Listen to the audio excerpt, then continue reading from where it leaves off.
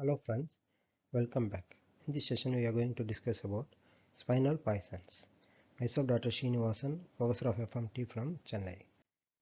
Spinal poison means poison acting on the spinal cord. This is coming under systemic poisons in toxicology. There are two important spinal poisons. One is the Strychnos nux-vomica. Its active principle is strychnine, which is a glycine receptor antagonist, thereby causing stimulation of spinal cord and convulsions in the patient. It can be remembered by S for spinal poison, strychnine, spinal stimulant, seizures, like that. Next important one is the gelsemium sempervirens. Its active principle is gelsemine and it is a glycine receptor agonist and acts as a spinal paralysant, resulting in muscle weakness and eventual paralysis of all the muscles. So if you look at the mechanism of action, the gelsemium sempervirens is just opposite to that of Strychnos nux-vomica, producing contradictory clinical features. This is a Gelsemium sempervirens, also called Carolina jasmine, yellow jasmine because of yellow colored flowers, or evening trumpet flower because of the trumpet or bell-shaped flowers. This is a twining vine seen in America and said to be seen in some parts of northeast India also. If you look at these trumpet-shaped flowers, any other plant with a similar shaped flowers come to your mind in toxicology? Yeah, it is one of that is the Cerbera thewacea. You can see a typical bell-shaped flower, also called yellow oleander, which is a common roadside plant. Another common roadside plant is Datura alba, a type of a deliriant poison. Okay, D for deliriant and Datura, and C for cardiac and Cerbera thewacea. You can pause the video and try to solve this MCQ. Which of the following is the spinal poison? So answer is obviously gelsemium. Now coming to Strychnos nux-vomica, this active principle strychnine uh, has been used as a performance enhancer in various sports events. The world has come to know this fact in the Summer Olympics at St. Louis in the year 1904, where this marathon runner from USA called Hicks, in the mid-race he was given a cocktail of brandy laced with strychnine. He has taken that and eventually he has won the gold medal in that marathon event also. Since the strychnine was not a banned substance then, his medal was not withdrawn. But in the year 1992 in Barcelona Olympics, this woman volleyball player from China called Wu Dan, she has been tested positive for strychnine. By that time, it was a banned substance. Since the Chinese team has not won any medal in that event, there was not much controversy. In the 2016 Rio Olympics, this weightlifter Isat Artico has won prestigious bronze medal under 69 kg category. Again, he was tested positive for strychnine, so ultimately his medal was withdrawn. So these are all some sports events where the strychnine has been used as a performance enhancer. Other than this, strychnine has a wrong popularity of being used as a homicidal poisoner choice. This myth that strychnine as a popular murder weapon was propagated by one of the popular writers, Agatha Christie, in her various novels, where she has mentioned strychnine as the homicidal poisoner choice. This doctor from England between the years 1846 and 1855 has killed around 13 victims using strychnine as the homicidal poison, including his own children. There are 4 children he has killed, and his own brother, mother-in-law, and subsequently he was convicted with capital punishment. He has used strychnine for murdering all these innocent victims. Coming to Strychnos nux-vomica, it is also called simply nux-vomica, Cuchilla, Mikiansi, that is a Chinese popular herbal medicine containing this strychnine. Dog button, because of the button shaped seed being used to kill the stray dogs. Cocker button, poison nut, etc. As you are seeing, it is a medium-sized tree commonly seen in India, Sri Lanka, Australia and other parts of Southeast Asia. Tamil, it is called a yeti tree. In Hindi, it is called a Kuchila or Kachra tree. It belongs to the family Loganaceae and all parts of the tree is poisonous. Though seeds are the most toxic part of this tree, and this tree bears globular shaped fruits. When unripe, they are green in color. When they ripe, becomes orange. And the seeds inside this ripened fruit is poisonous. Usually some 3 to 5 seeds are seen embedded in each fruit. This is the seed of Strychnos nux-vomica, a typical concavo-convex shaped seeds. If you look at the color, they are ash gray or light brown in color, circular disc, concavo-convex shape, and dimensions 1 inch in diameter and 1/4 of it, 0.6 centimeter in thickness. The seeds are covered with a very tough pericarp.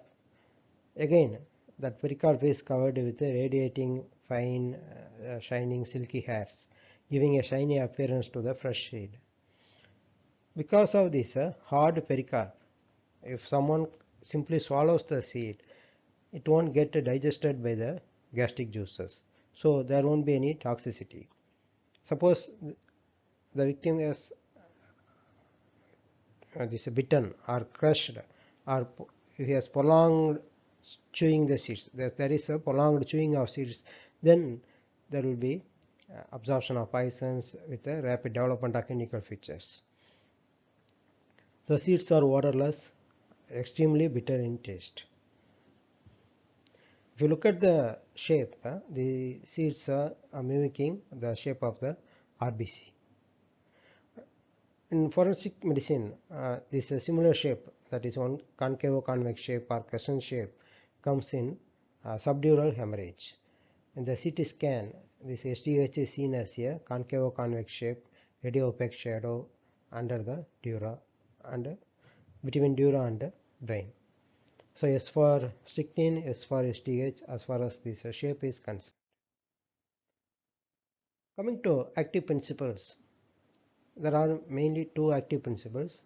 One is the strychnine, that is a major toxic alkaloid present only in the seed part of this plant with a concentration of just 1.2%.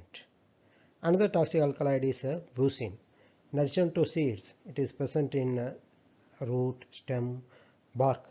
The bark is the outer covering of the tree, and leaves also with a concentration of 1.6%. If we compare the toxicity, it is less potent with just 1/10 of toxicity of strychnine.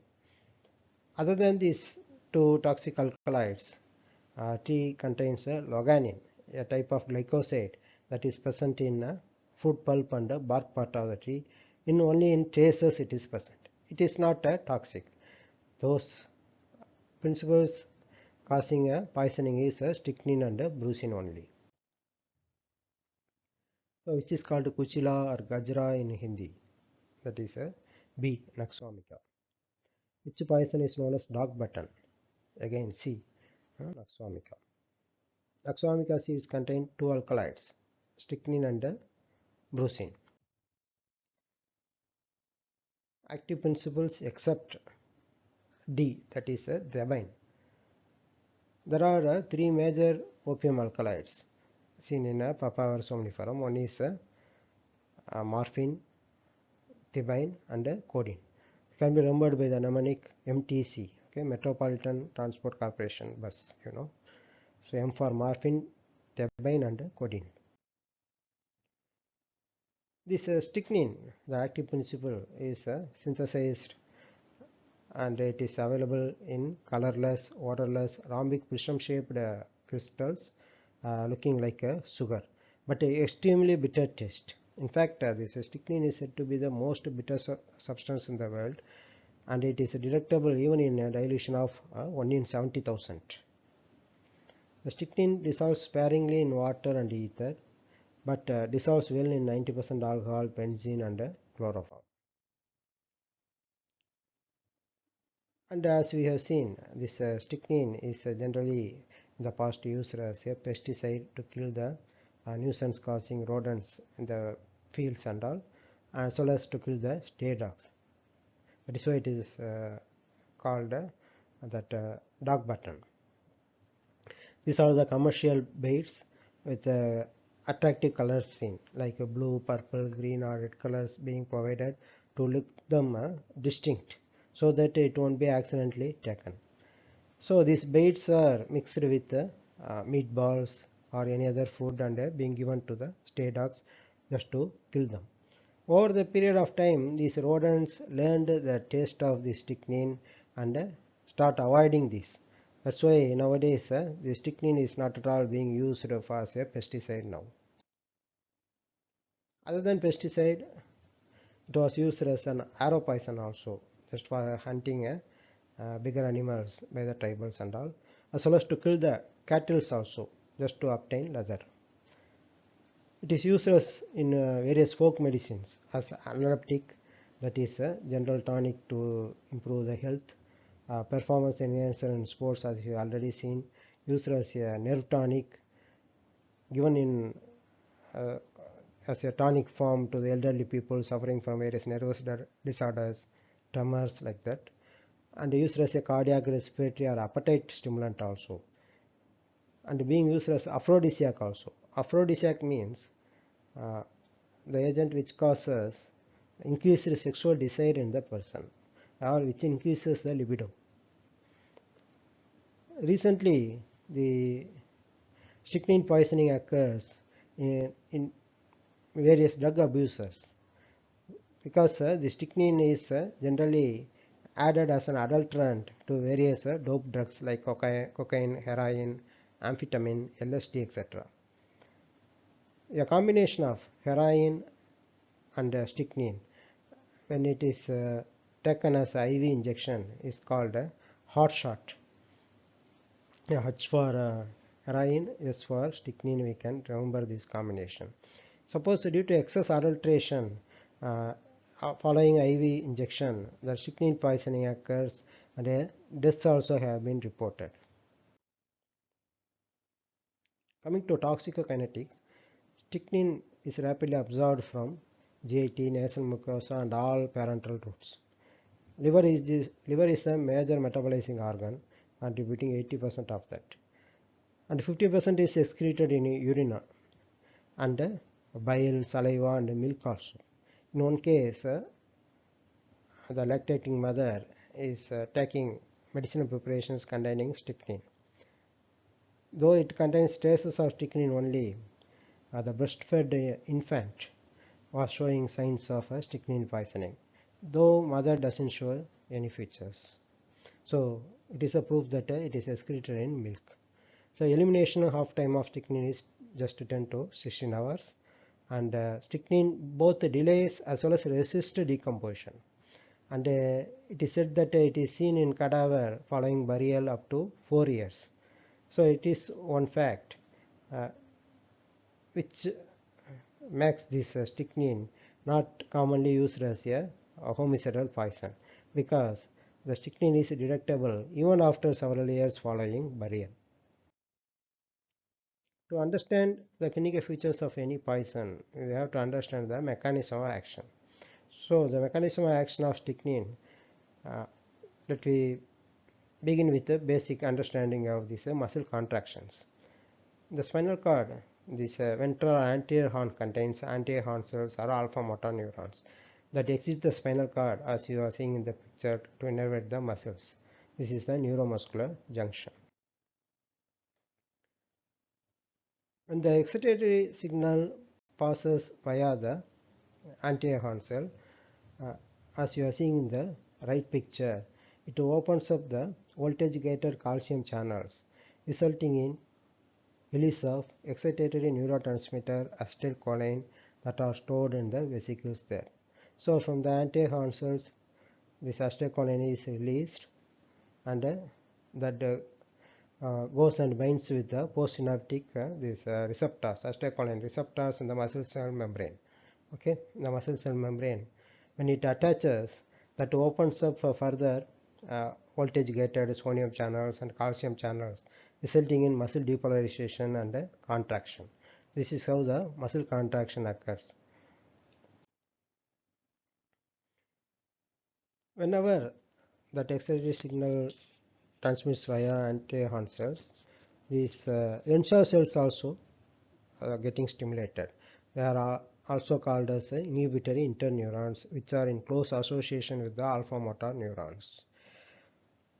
These Renshaw cells are connected with these anti-horn cells through multiple collaterals. So when they are getting stimulated, these Renshaw cells, in the mitochondria of Renshaw cells, this inhibitory neurotransmitter glycine is stored. So when they are stimulated, this glycine release occurs that goes and binds with the postsynaptic glycine receptors. That causes opening of ligand-gated negatively charged chloride channels, resulting in hyperpolarization of the membrane, which in turn sets in that inhibitory postsynaptic potential. Okay, so that openings of this chloride channel causes hyperpolarization and eventual this stoppage of this signal through the anterior horn cells.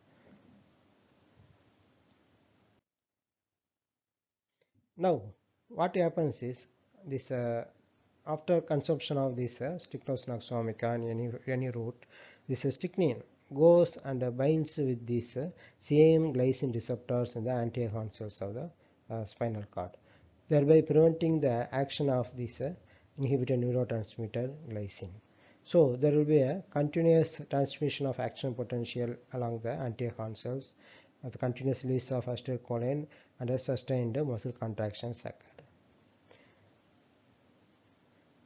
Some studies shows that actually this strychnine molecule binds in the glycine receptor adjacent to the glycine.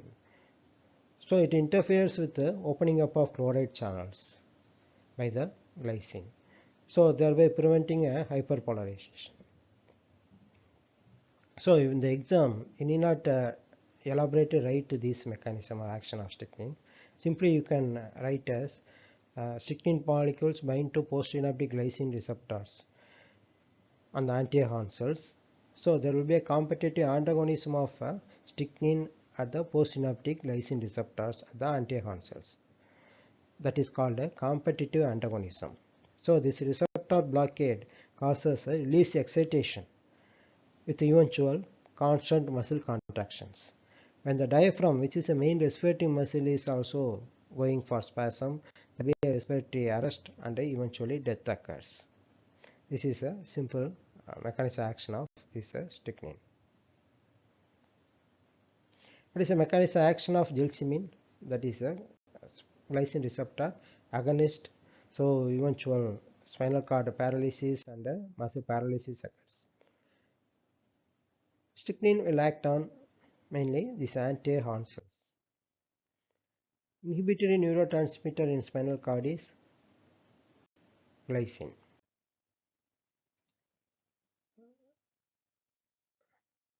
Now there is one natural disease called tetanus.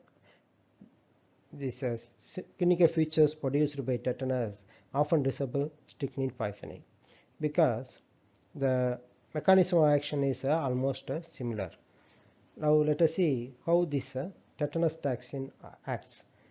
This tetanus toxin being released from this Clostridium tetani bacilli that goes and binds with the inhibitory interneuron, thereby preventing the release of inhibitory neurotransmitter glycine from the Renshaw cells. So there won't be any action of this glycine as its release is prevented. So there will be a continuous propagation action potential and sustained muscle contractions. So how it differs from that of strychnine is, strychnine goes and binds with the postsynaptic glycine receptors, thereby preventing the action of glycine by means of competitive antagonism, whereas this tetanus toxin prevents the release of glycine itself. Ultimately, the clinical features due to this almost similar and overlap each other. So, when you are dealing with the patient of convulsions, we have to decide whether it is due to tetanus or strychnine because the treatment differs. Now, coming to diagnosis of this Strychnos nux-vomica poisoning.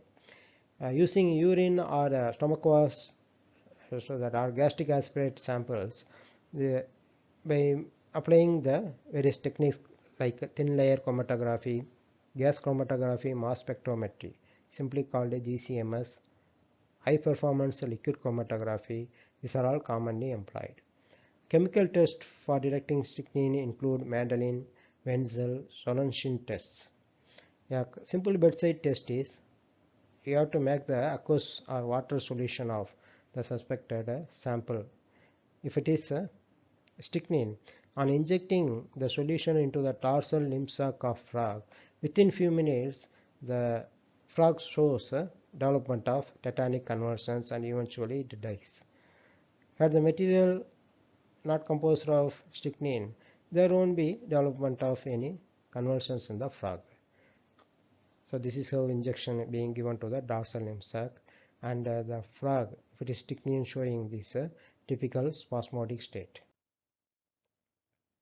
Now, friends, we are going to see about clinical features of strychnine poisoning. As we have already told, the seeds are consumed as such, there won't be any poisoning effects. But if broken, crushed or well chewed seeds are there, then within 15 minutes or 1 hour of consumption orally, the seeds, the clinical features start in the patient. Suppose the strychnine alkaloid is taken, it is even faster, that is within 5 minutes clinical features arise.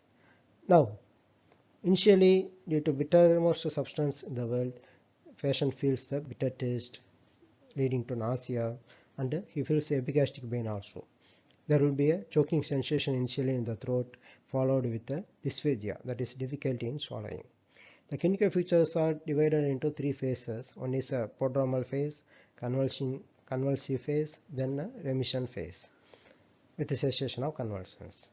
So prodromal symptoms preceding the convulsions include anxiety, apprehension, restlessness, increased acuity of perception of all the senses.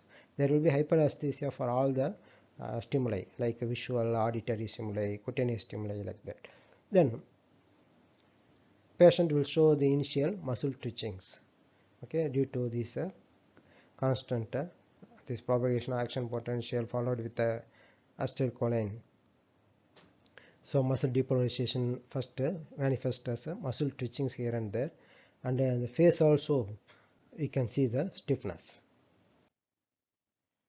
Coming to next convulsive phase, initially there will be involuntary jerky movements involving the muscles, okay, with alternate muscle contractions and relaxations occurring in rapid succession. This phase is called a clonic phase. Patient not given immediate treatment, then this involuntary jerky movements proceed to the continuous tension or a sustained contraction of the muscles. That is called a tonic phase. So, initial clonic seizures followed by tonic seizures. These clonic tonic seizures is the hallmark of this strychnine poisoning. As far as this muscles involvement is concerned, in strychnine poisoning, all the muscles, that is both flexors and extensors muscles of the body, entire body is affected at the same time. It's not proceeding from one part to other. All the muscles are involved at the same time. So in the bottom, this picture is the clonic phase with the involuntary jerky movements, and this above is the tonic phase with the sustained spasm of all the muscles of the body, making the patient in a bow-like form. Okay, the body assumes a bow-like fashion so that this patient rests on his head and heel alone. During convulsions, due to sustained muscle contractions, the body assumes usually opisthotonous position. That means due to spasm of back muscles or anti-gravity muscles, when they contract, there will be hyperextension of the spine occurs. So the body assumes a bow-like form. As I have said earlier, body rests on just occiput and a heel alone. The arms also seen flexed, hands are clenched, legs also abducted and extended. This is the most common posture during convulsions in case of strychnine poisoning. That is called opisthotonus. These O's we can remember as the most common posture. That is backward bending of the spine or hyperextension of the spine. Even in the vertebrates also this strychnine causes the same feature of opisthotonus. The mechanism of action is similar whether it is human or animal. Less common postures include emprosthotonus. Here just it is a mirror image of this opisthotonus. Here the muscles in the front, especially this abdominal muscles spasm, becomes more prominent, so giving rise to a forward bending of the body. Body bends forward here. That is called emprosthotonus. It can be remembered by EF. E for emprosthotonus and F for forward bending. Less commonly, sometimes body is bending either right or left due to spasm of lateral muscles. Okay, body. Lateral muscles of the body undergo spasms. Either right or left, there will be bending of the spine. That is called pleurosthotonus. This can be remembered by L for in the pleurosthotonus indicates this a lateral bending of the body. So these three postures we have to remember: opisthotonus, emprosthotonus, and pleurosthotonus. Most common is opisthotonus. The face, due to contraction of facial muscles, the corners of the mouth of the patient are drawn backwards on either side. So teeth are visible. Then raising of eyebrows. Due to contraction of facial muscles, creases occur in and around the eyelids, giving a characteristic evil-looking grin. That is called risus sardonicus. In Latin, risus means laughter. In Greek, sardonius means mocking. Okay, a typical evil-looking grimace or grin is seen in the face. Then, trismus or lockjaw, which is a late feature. In contrast to tetanus, where this trismus is the early feature. Here in strychnine poisoning, it is the late feature. Okay. The second picture you can see both the risus sardonicus and this lockjaw trismus is together present in the patient. Continuing with the clinical features of strychnine poisoning during convulsions, as this strychnine cannot cross the blood-brain barrier, higher conscious centers, cortical centers are not affected. It affects the glycine receptors only up to this brainstem. Okay, so conscious is retained during convulsions and mind remains clear.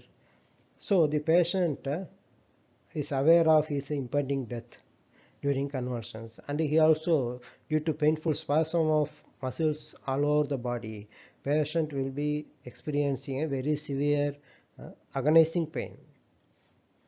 So conscious and painful seizures are the hallmark of strychnine poisoning.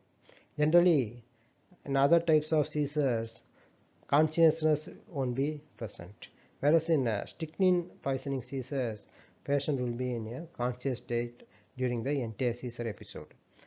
So during convulsion phase, patient has very anxious look due to fear of impending death, and eyes also protruding and prominent with a staring look, and there will be dilatation of both pupils called mydriasis. Due to spasm of this diaphragm and accessory muscles of respirations, including intercostal muscles and all, the breathing stops during the convulsion phase. So that will lead to cyanosis, which is evident in the face, and as generally in any epilepsy, the mouth we can see a profuse white or blood tinged frothy salivation will be there. Each phase of convulsions here usually lasts 30 seconds to 2 minutes. So during these 30 seconds to 2 minutes, patient will be feeling a severe pain, and there will be stoppage of breathing also.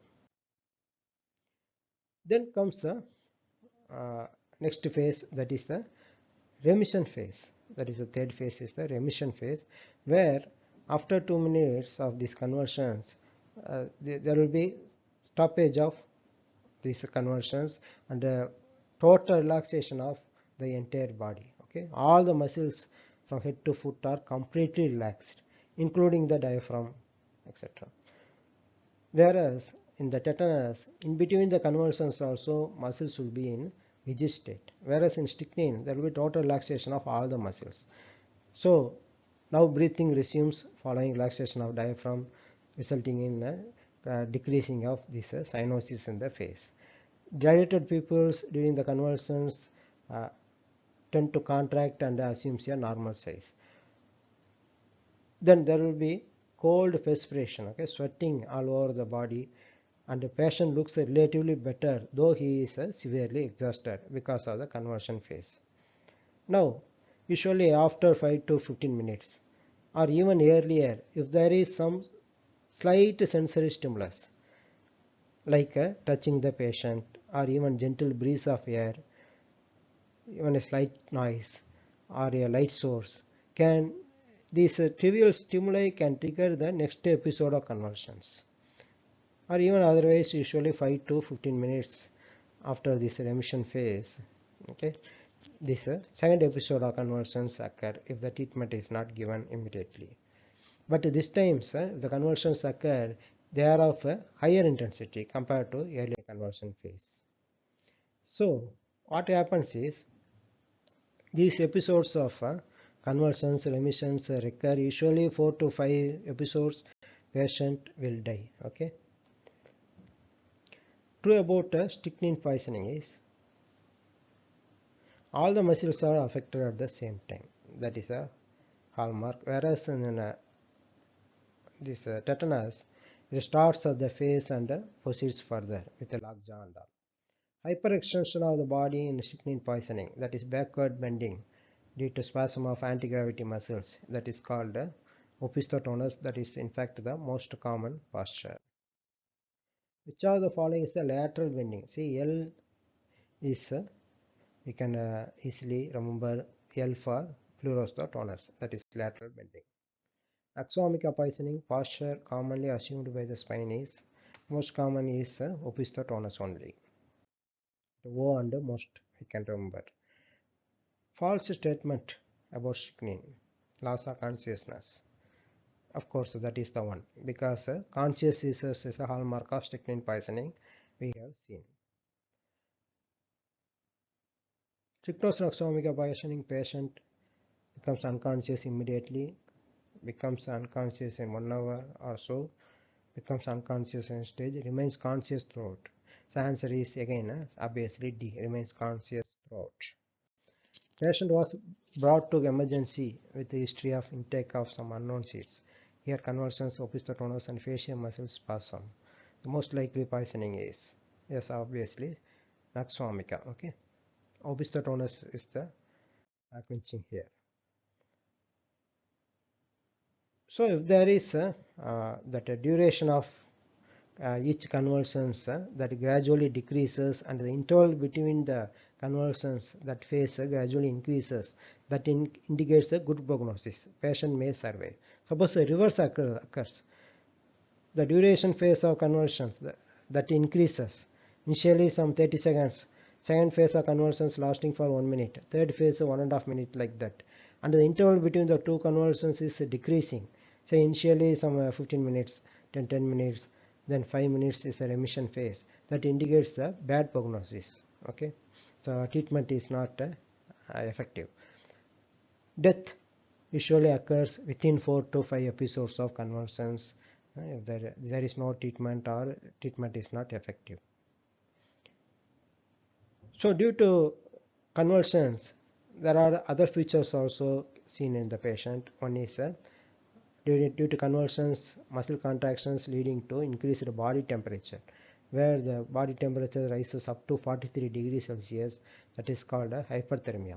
This hyperthermia generally won't respond to routine antipyretics like paracetamol. We have to give this mist air, uh, covering the body with a wet blanket, all these. Then there will be lactic acidosis, where the blood pH may fall up to 6.6. Normal blood pH is 7.35 to 7.45. So there will be lactic acidosis. Again, due to muscle conversions, breakdown of muscles lead to release of muscle proteins, myoglobin, into the blood circulation, which goes and block the renal tubules, resulting in myoglobinuric nephrosis, and eventual renal failure occurs in the patient. So rhabdomyolysis leading to renal tubule blockage, resulting in renal failure, which may cause a delayed death in the patient. So these are all the other effects of convulsions. Coming to causes of death in case of strychnine poisoning, the spasm of respiratory muscles, especially the diaphragm and the accessory muscles of respiration, leading to respiratory arrest. That is the most common cause of death. Then lactic acidosis, renal failure, or CNS exhaustion due to severe convulsions of entire body. All these may be other causes of death other than respiratory muscle paralysis. This myoglobinuria can be diagnosed by presence of tea or Coca-Cola colored urine of the patient. We can compare the normal, that straw yellow colored urine, with that of typical tea or Coca-Cola colored brown colored urine, okay, reddish brown in color. Fatal dose just 1 to 2 seeds. If it is crushed or bitten and consumed, that is sufficient to cause death of an adult. So fatal dose is very minimal. As far as this toxic alkaloid strychnine is concerned, for children just 15 mg of strychnine, for adult about 30 to 120 mg. Mean fatal dose is 1.5 mg per kilogram body weight. Fatal period is again very short, just 1 to 2 hours only. So there should be a emergency treatment, if at all, to save the patient. It is one of the very rapidly acting poisons. Then coming to differential diagnosis, as you have seen, due to overlapping of these features, tetanus we have to rule out because the treatment differs between strychnine and tetanus. Then other differential diagnoses include epilepsy, hysteria, malignant neuroleptic syndrome, malignant hyperthermia, picrotoxin toxicity, etc. This table shows the differences between strychnine and tetanus. The history of strychnine, there will be the consumption of some substance containing strychnine, whereas in tetanus, history of injury without any immunization, okay, previous history of injury, no tetanus toxide has been given. Onset immediately within, as you have seen, 30 minutes to 1 hour, clinical features occur, whereas in case of tetanus, gradual, several days. It is a delayed onset. Site of action is postsynaptic membrane, whereas in tetanus, presynaptic membrane. Muscles, as you have seen, all the group of from head to toe, all the muscles are affected at the same time, whereas in tetanus, they are not affected simultaneously. So initially chronic and later tonic seizures in case of strychnine, whereas tetanus, totally tonic seizures only. There are no two phases here. Muscles between the seizures are totally relaxed, okay, in case of strychnine, that is very important, whereas tetanus, even between the convulsions, muscles maintains a slight rigidity. They are not totally relaxed. Lower jaw, the trismus lockjaw, affects first in case of tetanus, whereas it is a late feature in case of strychnine poisoning. Fatal period is very short, 1 to 2 hours, compared to tetanus, where it is 24 hours more than that. So we have somewhat adequate time for treating tetanus poisoning. Chemical analysis in case of doubt should be done with all these techniques we have, like GCMS and all we have already discussed. Strychnine chemical is found in the gastric aspirate or urine samples, whereas no poison is detected in case of tetanus. If you do the wound or blood culture, no growth in case of strychnine poisoning, whereas the Clostridium tetani bacilli is found in case of tetanus. As far as that clinical case progression is concerned, either steadily worse or steadily better, whereas in case of tetanus, rarely steady. Variations or longer remissions not uncommon. Okay. So clinical features of any other poisoning mimic natural disease. One we have already seen in the exam, we may be asked any poisoning resemble clinical features of any natural disease, or vice versa can be asked. One is this strychnine poisoning and resembling the clinical features of natural disease, that is tetanus. Other being acute arsenic poisoning, where the clinical features of it resemble another natural disease called cholera, caused by Vibrio cholera. Tetanus like clinical features are seen in which poison? Just that is nux-vomica strychnine. Coming to treatment part, friends, the main objective of the treatment is to control the convulsions as well as maintain the respiration. That is most important. So patient like in tetanus ward has to be kept in a dimly lit, quiet room, free of all the disturbances, because as you have seen, any gentle breeze of air or noise or any sound, this light source may trigger the episode of convulsions. So disturbance free, quiet environment patient should be kept. Then we have to immediately start the anticonvulsions, to begin with the diazepham, given in a dose of 0.2 to 0.4 milligram per kilogram body weight.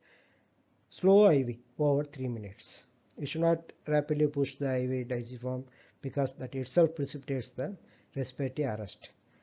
Especially already the diaphragm is under contracted spasmodic state. Already respiratory depression is there in this patient. That will further aggravate the death. So slow IV over 3 minutes should be given.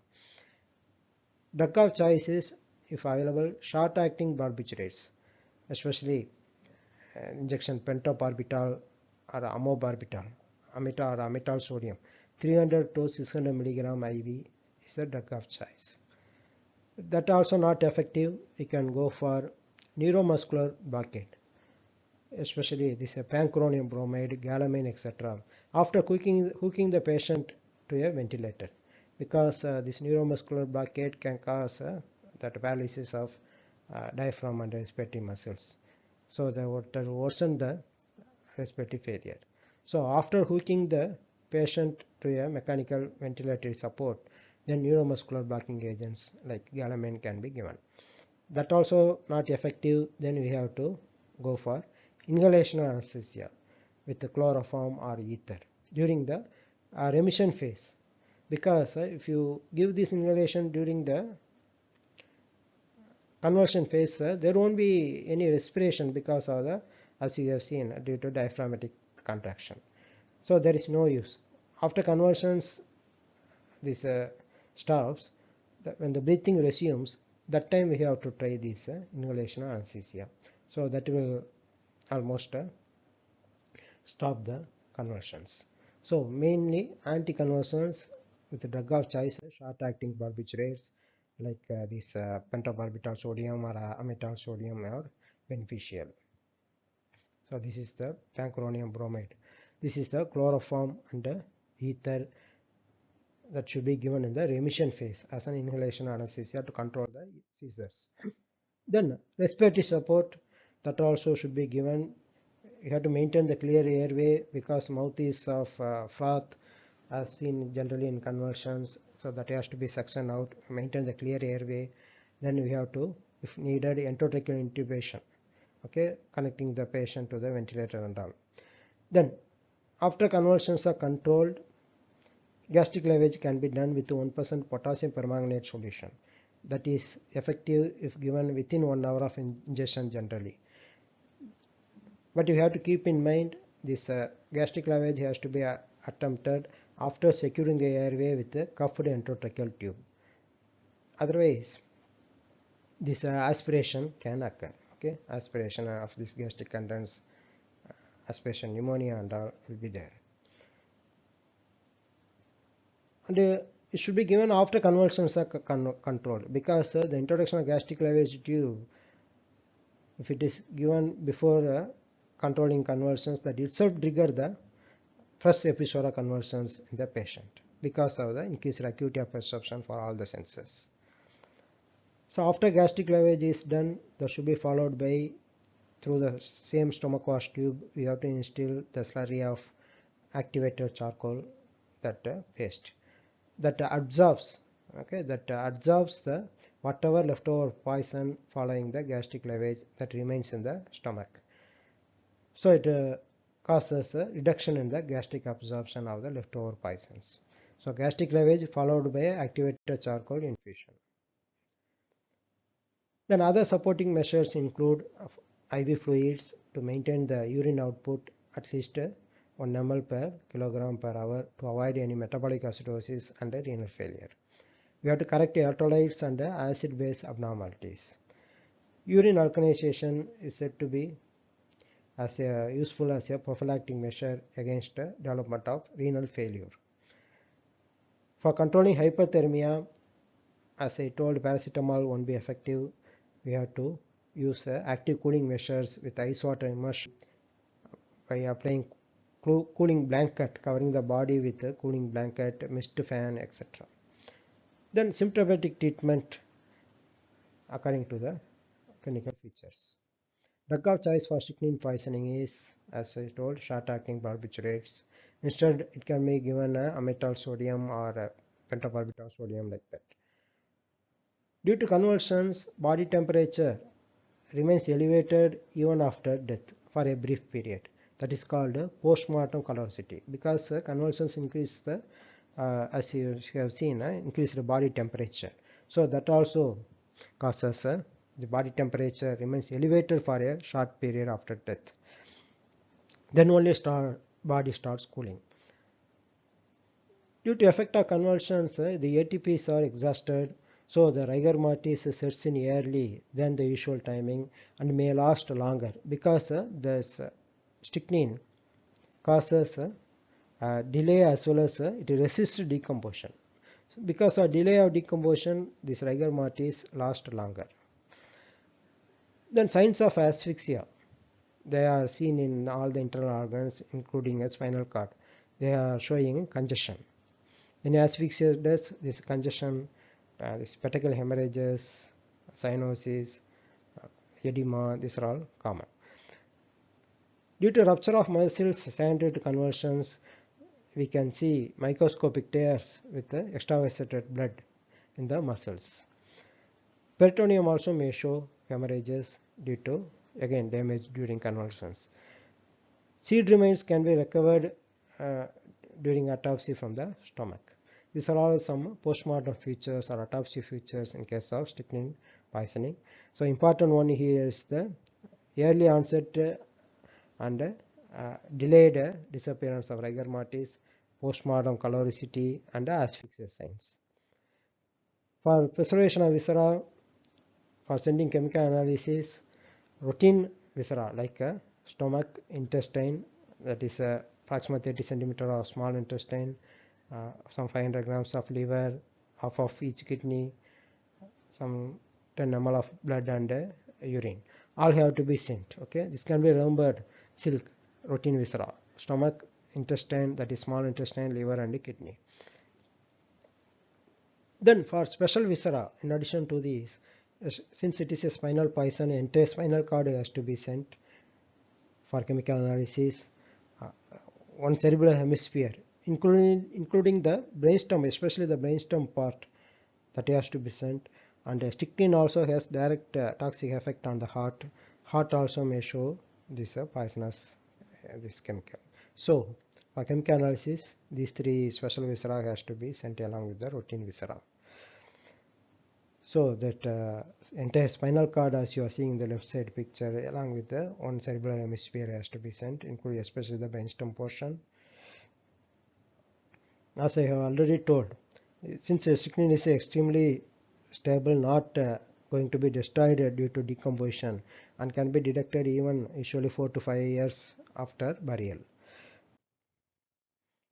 Following is also required to be preserved. long bones, a special viscera they are asking, no?